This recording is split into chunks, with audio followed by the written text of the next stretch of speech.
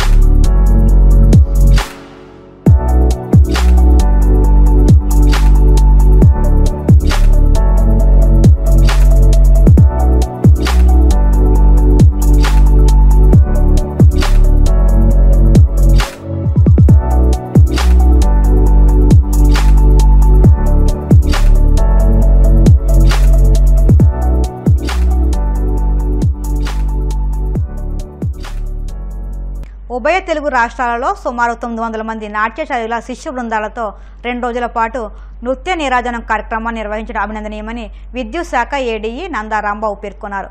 కాకినాడ సూర్యకళా మందిరంలో శాస్త్రీయ నృత్య కళాకారులు సంక్షేమ సమాఖ్య ఆధ్వర్యంలో కనుల విందుగా నృత్య నీరాజన కార్యక్రమం నిర్వహించారు. సీతాదేవి స్వయంవరం, ఆది పరాశక్తి యొక్క రూపం శ్రీనివాసుడిని మనసారా కొలుస్తూ సాగిన శాస్త్రీయ నృత్య నీరాజనం ఆద్యాంతం ఆకట్టుకుంది. ఈ సందర్భంగా నాట్యాచార్యులు జగజ్యోతి, శ్రీవాణిలు మాట్లాడుతూ ఉభయ తెలుగు రాష్ట్రాల్లో సుమారు 900 మంది కళాకారులతో 2 రోజుల పాటు నృత్య నీరాజన కార్యక్రమాన్ని చేపట్టినట్టు తెలిపారు. తొలి రోజు నాట్యాచార్యులు శిష్యులు కూచిపూడి, భరతనాట్యం, కథక్, ఆంధ్ర నాట్యాలు ప్రదర్శించారు. అనంతరం ఆనెం లక్ష్మణరావు జీవితకళ స్మారక పురస్కారాలను పలువురికి అందజేశారు. ఈ కార్యక్రమంలో అధిక సంఖ్యలో కళాకారులు తదితరులు పాల్గొన్నారు.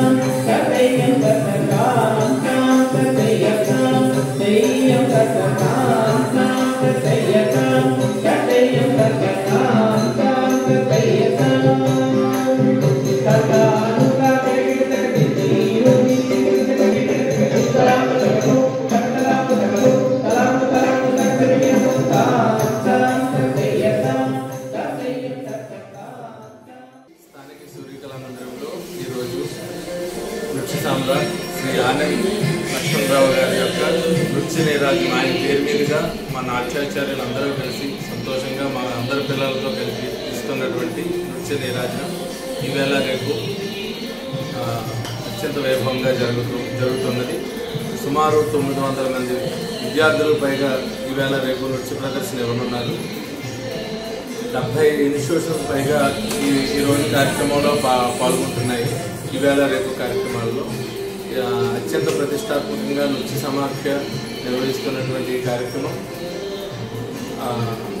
మేము అనుకున్న దానికంటే ఎంతో ఉన్నతంగా, ఎంతో ప్రతిష్టాత్మకంగా చాలా బాగా జరుగుతున్నది. మాకు చాలా సంతోషంగా ఉంది. ఈ కార్యక్రమాన్ని సహకరిస్తున్న నాట్యాచార్యులందరికీ, అదేవిధంగా ఇటు పిల్లల దగ్గర కానీ అధ్యాపకుల దగ్గర కానీ ఎటువంటి రుసుము వసూలు చేయకుండా స్వచ్ఛందంగా నిర్వహిస్తున్నటువంటి కార్యక్రమం ఇంత బాగా జరుగుతున్నది. చాలా సంతోషంగా ఉంది. దీన్ని ప్రోత్సహిస్తున్న వాళ్ళందరికీ కూడా ప్రత్యేక ధన్యవాదాలు తెలియజేసుకున్నాం.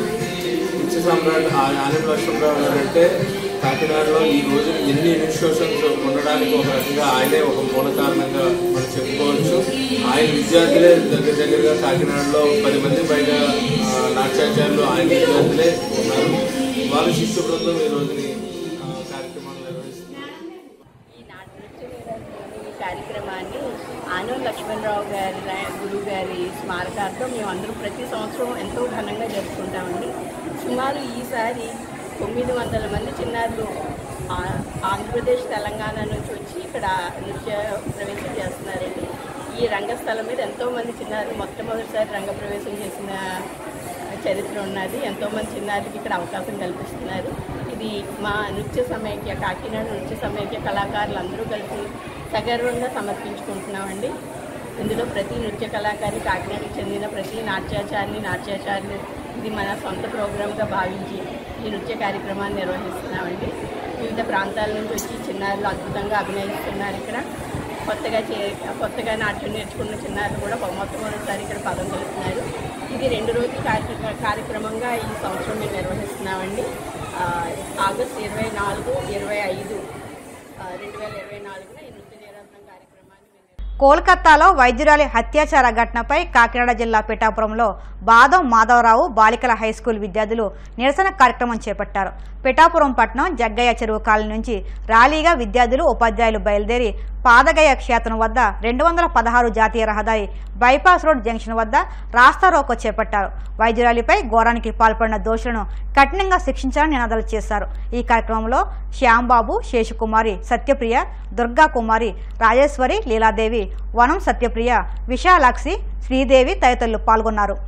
రాబోయే వినాయక చవితి ఉత్సవాలకు మట్టి విగ్రహాలను వినియోగించి పర్యావరణాన్ని కాపాడాలని శ్రీ విజ్ఞాన వేదిక కన్వీనర్ చెరుకువాడ రంగసాయి ఆకాంక్షించారు.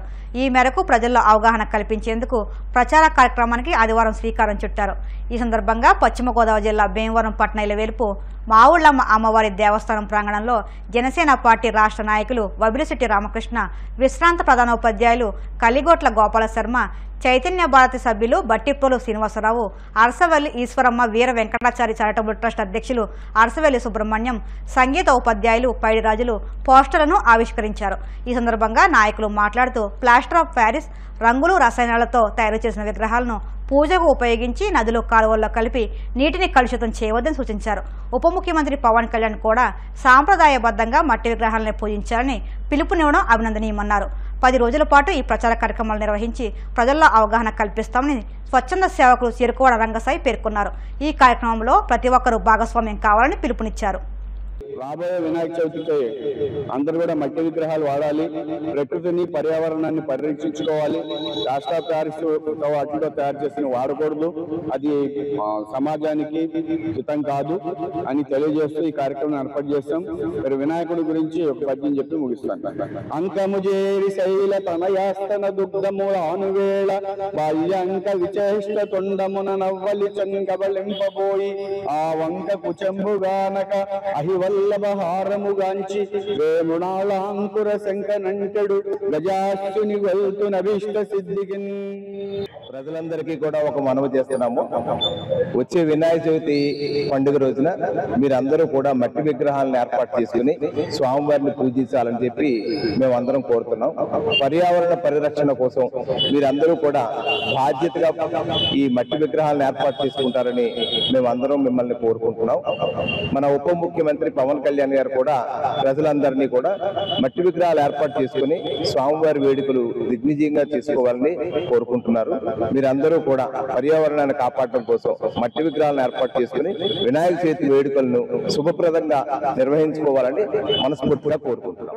పర్యావరణ పరిరక్షణ కాపాడాలనేటువంటి ఉద్దేశంతో గత కొన్ని సంవత్సరాల నుంచి శ్రీ విజ్ఞాన వేదిక ఆధ్వర్యంలో ఈ యొక్క వినాయక చవితి మండపాల్లో కానీ, ఇంట్లో పూజ చేసుకునేటువంటి విగ్రహాల్లో కానీ అన్ని చోట్ల కూడా మట్టితో చేసినటువంటి ప్రతిమలే ఉపయోగించాలని మరి రంగసాయి గారు అలాగే శర్మ గారు ఇలా ఇత్యాదికమైనటువంటి సంస్థలు చాలా అందరూ కూడా ఎప్పటి నుంచో ఈ యొక్క ఒక ప్రక్రియగా సాగుతూ ఉంది. అయితే మరి ఈ రాష్ట్ర ఉప ముఖ్యమంత్రిగా ఉన్నటువంటి పవన్ కళ్యాణ్ గాని ఇతరులు కూడా మరి ఈ యొక్క హితకారిణికి సంబంధించినటువంటి వాతావరణంలో ఈ యొక్క పండుగ చేసుకోవాలి.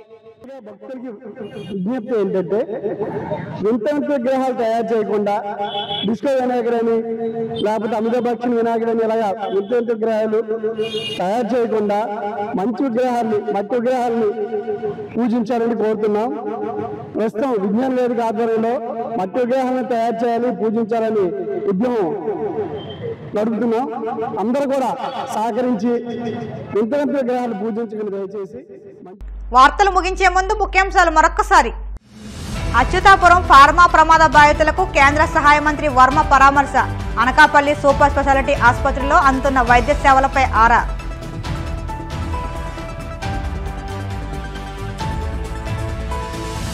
తిరుమల శ్రీవారి సేవలో సినీ నటుడు రాఘవ లారెన్స్ కుటుంబ సమేతంగా స్వామి దర్శనం.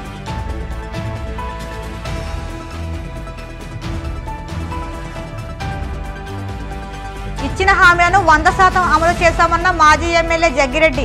కూటమి ప్రభుత్వం హామీలు అమలు చేయకుండా సాకులు చెబుతుందని ఆరోపణ.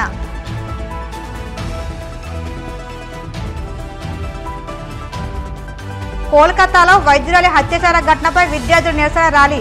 నిందితులను కఠినంగా శిక్షించాలంటూ డిమాండ్. ఈ వార్తలు ఇంతటితో సమాప్తం. మరిన్ని వార్తల కోసం BCN digital YouTube channel, Facebook పేజీని ఫాలో అవ్వండి. అప్డేట్ వార్తల కోసం ప్లీజ్ సబ్స్క్రైబ్.